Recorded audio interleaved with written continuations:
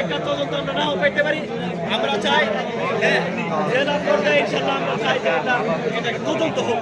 এই জন্য আমাদের গ্রামের মানুষ যারা আছেন ইনশাল্লাহ সকলে এক আছেন তো ইনশাল্লাহ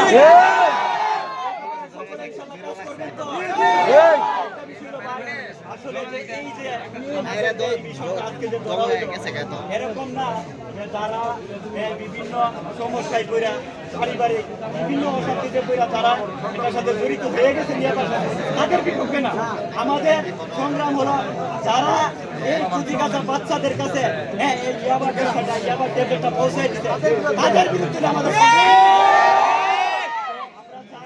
আমাদের সমাজের যে কুচিকাচা বাচ্চাগুলো আছে, ছোট ভাই বেড়াদর যারা আছে 12 থেকে 18 বছর, এরা যেন নেশাগ্রস্ত না হয়, এরা যেন ফিরে আসতে পারে। এই জন্য যারা আছে ইনশাআল্লাহ এরা ইনশাআল্লাহ এই ব্যাপারে পদক্ষেপ নেবেন ইনশাআল্লাহ। আমরা চাই ব্রাহ্মণবাড়িয়া জেলা থেকে এটা কি পদক্ষেপ নেওয়ার আমরা চাই